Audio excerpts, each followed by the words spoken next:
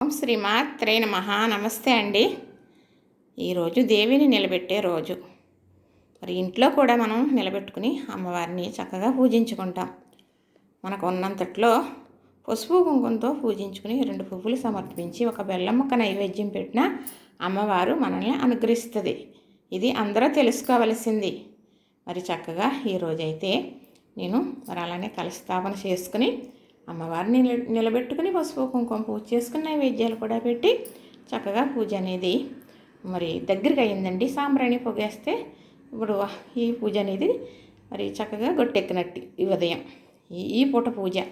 మరి అయితే మా పాప వాళ్ళకి దుర్గమ్మ తల్లి గుడి ఉందన్నమాట. మరి వాళ్ళు భార్యాభర్తలు ఇద్దరు కూడా పీటల మీద కూర్చోవడం జరుగుతుంది. మరి అమ్మాయి అల్లుడు కూర్చుంటుంటే మరి వెళ్ళి వాళ్ళకి నూతన వస్త్రాలు ఇవ్వడం అనేది ఆనవాయితీ. వాళ్ళ పీటల మీద కూర్చుని మన ఇంటి ఆడపిల్ల ఏ పూజ చేస్తున్నా కూడా భార్యాభర్తలకి బట్టలు అనేది పెట్టాలన్నమాట. మరి ఆ బట్టలు తీసుకుని పసుపు కుంకుమ బట్టలు పట్టుకుని మరి వెళ్ళి మరి ఆ పీటల మీద అక్కడ పూజా కార్యక్రమాలన్నీ చక్కగా అన్నీ నెరవేరిన తర్వాత అప్పుడు వాళ్ళకి బట్టలు ఇవ్వడం జరుగుతుంది అన్నమాట. ఇలాగా నేను తొందరగా ఇక్కడ అమ్మవారిని నిలబెట్టేసుకున్నాను. అది ఎలాగా అనేది చూపిస్తాను మీకు. చక్కగా ఇది నిత్య పూజ. నేను ఎప్పుడు నిత్య పూజ చేసుకునేది లక్షవారం లక్ష్మీదేవిని మరింత మరి ఆనందంగా మరి చేసుకోవటం జరుగుతుంది. కానీ ప్రతిరోజు కూడా అదే పూజ అండి నాది. ఇలానే చేసుకుంటాను. పువ్వులు కానీ తాంబూలం కానీ దీపారాధన కానీ. అలానే ముందు ఎప్పుడు కూడా మనం ఇంట్లో పూజలు ఉన్నప్పుడు అది మామూలుగా విశేషమైన పూజలు ఉంటాయి కదా, అలాంటప్పుడు ముందు మన ఇంట్లో పూజ చేసుకుంటాం కదా నిత్య పూజ అనేది. అప్పుడు ఆ పూజ మాత్రం ఫస్ట్ చేసేసుకోవాలి. అప్పుడు మరి వేరే పూజా విధానం అంటే అదే మనం ఇలాగా మనకి తాపిస్తూ ఉంటాం కదా, ఇలా కలశ స్థాపనని, వరలక్ష్మీదేవి పూజ అని, వినాయక చవితి అని, అలాగే పెద్ద పూజలు చేసుకున్నప్పుడు ముందు మన ఇంట్లో నిత్య పూజ అనేది అయిన తర్వాత ఆ పూజా కార్యక్రమాలు మొదలు పెట్టుకుని చేసుకోవాలనేది నేను చేసుకునే విధానం మీకైతే చెబుతున్నాను. మరి ఎంతమంది అలా చేసుకుంటారో నాకైతే తెలియదు కదండి. చక్కగా నేను చేసుకునే విధానం అయితే ఇలా చేసుకుంటాను. ఏమండి, ఇన్ని రకాల పువ్వులు ఇలాగా తాంబూలాలు ఇవన్నీ పెట్టి చెయ్యాలా? అలా అయితేనే చాలా ఇబ్బంది కదండి. అందరికీ ఇలా కష్టం. తెచ్చేవాళ్ళు ఉండాలి, చేసుకుని ఇది ఉండాలి, అన్ని రకాలుగా అవి కూడా ఒక్కొక్క చోట్లో ఒక్కొక్క సరుకు దొరకదాయే అలాగా అంటారు కదా. అలానే ఏం అక్కర్లేదండి. అమ్మవారిని ఇంత 2 తాళపాకుల్లో అంత పసుపు ముద్ద చేసి పెట్టి, అమ్మా నువ్వు ఆహ్వానం కామరి, నీకు పసుపు కుంకుమ పూజ చేసుకుంటాను తల్లి, చిటుకుడు పసుపు కుంకుమ పుచ్చుకుని చేరడ పసుపు కుంకుమ ఇస్తావు కదా అని నిన్ను ఇలా పూజించుకుంటున్నాను తల్లి, ఇవ్వాలి మరి నువ్వు అని ఆమెను అడిగి అలాగా మనం పసుపు కుంకుమ పూజ చేసుకోవాలి. ఆ పసుపు కుంకుమ పూజ చేసుకున్నది పొట్లాలు కట్టి ఎవరు వస్తే వాళ్ళకి మనం జాకెట్ ముక్క పెడతాం కదా బొట్టు పెట్టి, అలాగా పొట్లాలు కూడా ఇవ్వచ్చు అనమాట. అయితే నేను చేసింది ఈరోజు చక్కగా నిత్య పూజ అనేది చక్కగా పూర్తి అయిపోయిందండి. తాంబూలం పెట్టుకున్నాను కదా, అలాగే అమ్మవారికి చేసిన పచ్చలుడి అది నివేదన చేసుకున్నాను. చక్కగా ముందు రోజే అన్ని మందిరంతో సహా శుభ్రం చేసుకుని ఇల్లు గుమ్మ శుభ్రం చేసేసుకుని మరి చేసుకుంటాం కదా, అలానే నేను చేశానండి. చాలా మాటలు చేసే విధానాలు చూపించేశానండి. ఇదిగోనండి మరి అసలైన విశేషమైన పూజ చెప్పేస్తున్నాను మీకు, చూపించేస్తున్నాను కూడా. ఇదిగో అమ్మవారు చూసారా, కలశ స్థాపన అలా చేసుకున్నానండి.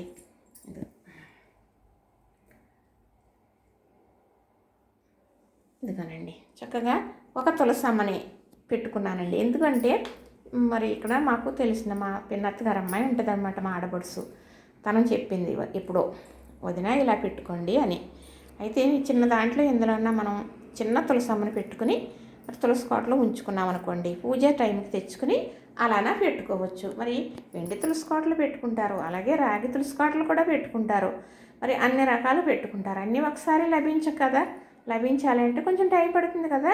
అందుకు రాగి చెంబు, అష్టలక్ష్మి చెంబు ఉంటే ఆ చెంబులో పెట్టానండి నేను చక్కగా. ఇంకోనండి మరి అక్కడెక్కడ ఇంకా మరి అమ్మవారిని నిలబెట్టే ప్రక్రియ జరుగుతూ ఉందండి. చక్కగా మరి ఒక పీటకి పసుపు రాసి మరి అలా పిండితోని పసుపుతోని ముగ్గుతోని చక్కగా ముగ్గులు పెట్టి మరి బొట్లు పెట్టి మరి అలానే మరి చక్కగా వినాయకుడికి దీపం ఫస్ట్గా పెట్టుకుని మరి అలానే మరి ఒక 11 నిమ్మకాయలు దండగుచ్చి అమ్మవారికి మరి నిమ్మకాయలతోటే కదండి ఈ దశమి పూజ అంతా కూడా పెట్టుకుని, అలాగే చిన్నది అఖండ దీపం కూడా అలా పెట్టుకున్నానండి. అలాగా ఇంతకుముందు నిలబెట్టినప్పుడు కూడా ఇలానే పెట్టుకున్నాను, ఇప్పుడు కూడా ఇలానే పెట్టుకున్నాను. చక్కగా చూశారు కదా.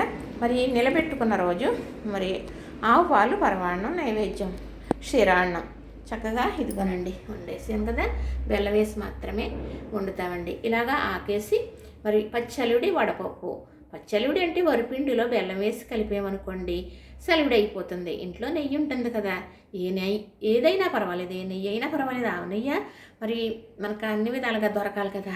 ఆవు నెయ్యి వేసుకున్నాం అనుకోండి, ఏ ప్రసాదాలు అయినా సరే అమ్మవారికి పెట్టే ప్రసాదాలు, దేవుళ్ళకి పెట్టే ఏ ప్రసాదాలు అయినా కూడా మనం ఆఖరుని ఆవు నెయ్యి ఇలా సిలకటం వల్ల శుద్ధి అయిపోతుంది అన్నమాట. మనం కొని తెచ్చి పెట్టామంటాం కదా, రాటలు పెట్టేసుకుని తెచ్చుకుని 3 రకాలు పిండి వంటలు 11 9 కూడా పెడుతున్నారు కదా. అలా పెట్టేటప్పుడు తెచ్చుకున్నాం అనుకోండి ఆవు నెయ్యి చిలుకేసుకోవాలి. అలానే కాదు, మన ఇంట్లో చేసుకున్న నైవేద్యాలకు కూడా ఆవు నెయ్యి చిలుక్కోవడం వల్ల మనకి మంచి చక్కగా అక్కడ శుద్ధి అయిపోయినట్టు అనమాట.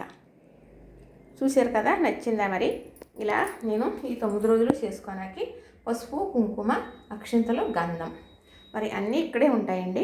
మరి ఇక్కడ నిత్య పూజ అవ్వాలి, తర్వాత ఇక్కడ అమ్మ పూజ అవ్వాలి. చూశారు కదా, నచ్చిందా? నా మరి దేవి మా దుర్గమ్మ, మా మహాలక్ష్మి, అమ్మ దుర్గ, శ్రీ దుర్గ, నవదుర్గ, వనదుర్గ, మహాదుర్గ, విజయదుర్గ, దుమ్దుమ్ దుర్గ. మరి ఆ దుర్గాదేవిని చక్కగా మనం ఇలా పూజించుకోవడం జరుగుతుంది. కోరికలు అనేది మనకి కోరికలు అనేది గుర్రాలు లాంటివి, అట్లా కళ్ళాలేసి బంధించాలి తప్ప అమ్మని నిందించకూడదు.